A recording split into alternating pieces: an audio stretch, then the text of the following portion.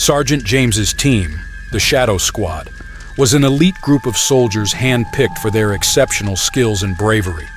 Their mission was to infiltrate enemy territory and gather intel on the opposing force's mysterious new weapon, codenamed Project Omega.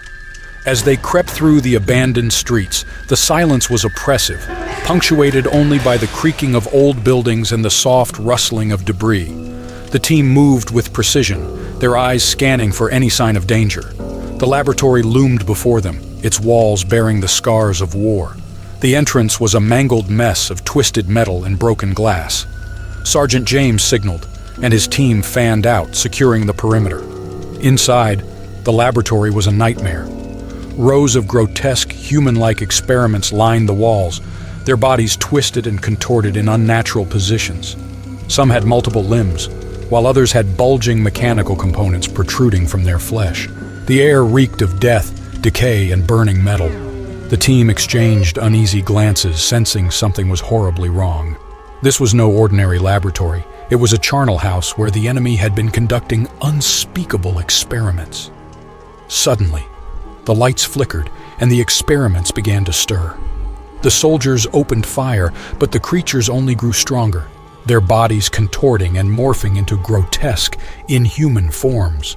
Bullets seemed to have little effect, as if the creatures were absorbing the damage. As the team fought for survival, they realized the horrifying truth. The enemy had been experimenting on their own soldiers, merging human and machine to create an unstoppable, monstrous force. The creatures were once their comrades, now transformed into abominations. Sergeant James's team was surrounded, outnumbered, and outgunned. They fought valiantly, but the creatures were relentless, their mechanical components whirring and clicking as they closed in. The last transmission from Sergeant James's radio crackled through the static. "We found the enemy's secret weapon, and it's us." The line went dead, and the team was never heard from again. The enemy's secret weapon remained, waiting for its next victims, an unholy fusion of human and machine, forged in the depths of war's darkest horrors. The laboratory became a legendary place of terror, a testament to the horrors that humanity was capable of inflicting upon itself. The Shadow Squad's disappearance became a cautionary tale, whispered among soldiers in hushed tones, a reminder of the unspeakable horrors that lurked in the shadows of war.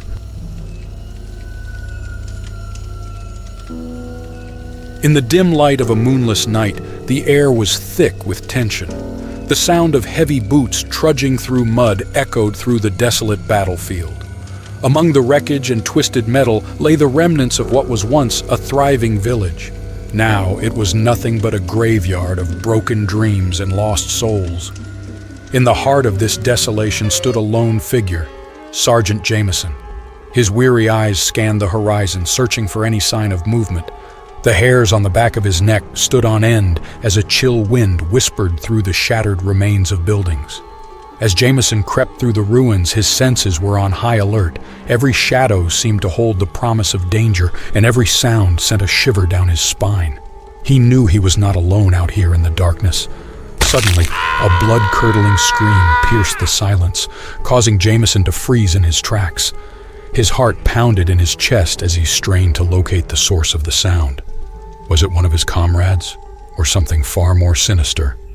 With trembling hands, Jameson reached for his rifle, his fingers wrapping around the cold metal as if it were his only lifeline. He knew he had to press on, to face whatever horrors awaited him in the night. As he moved deeper into the darkness, the air grew heavy with the stench of decay. The ground beneath his feet was slick with blood, and the distant cries of the wounded echoed in his ears. Each step forward felt like a step closer to the edge of insanity. And then he saw it.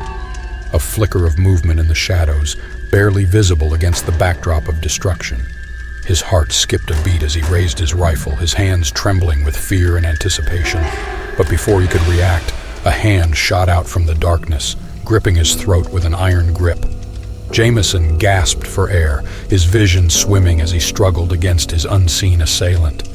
In the dim light, he caught a glimpse of the figure's face, twisted and contorted with madness. It was not human, not anymore. It was a creature of nightmares, born from the horrors of war.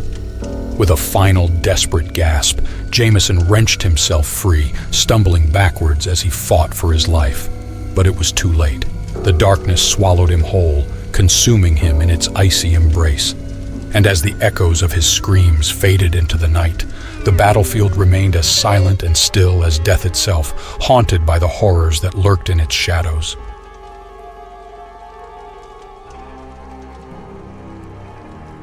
The stench of rotting flesh and cordite thick in the air. It had been weeks since they'd seen sunlight, only the flickering glow of artillery and the constant hungry rumble of the enemy's tanks. Miller wasn't scared, not anymore. Fear had been a luxury they'd shed alongside their innocence, replaced by a bone-deep weariness and a dull ache of dread.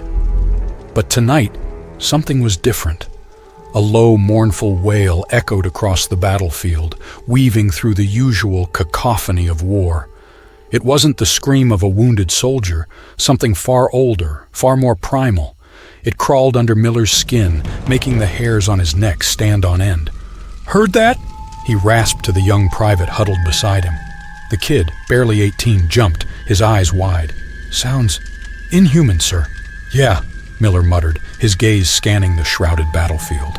The wail came again, closer this time, followed by the unmistakable clatter of metal on stone. In the distance, a plume of smoke billowed into the rain-soaked sky.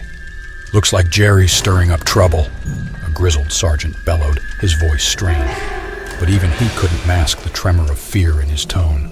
The ground shuddered with a deafening roar. They all knew what it meant. Enemy tanks. But these weren't the lumbering behemoths they'd faced before. These were sleek obsidian machines, their forms flickering in the dim light like phantoms from a nightmare. Panic surged through the trench. Men scrambled for their weapons, their faces etched with terror. The wails intensified, a chorus of the damned, drawing the tanks closer. Then, from the smoke, emerged a sight that turned Miller's blood to ice. They weren't tanks. They were skeletal figures, towering monstrosities clad in twisted metal, their eyes burning with an unnatural, baleful light. In their skeletal hands, they wielded enormous scythes that dripped with a sickly green light. The wails were their battle cries, a symphony of death. Fear, forgotten for so long, returned with a vengeance, a cold, paralyzing grip on Miller's heart. These weren't soldiers, not anymore. They were something older, something that belonged to nightmares whispered in fire-lit trenches, a horrifying manifestation of the war's cruelty. In that moment, Miller knew they weren't fighting for their lives anymore. They were fighting for their very souls.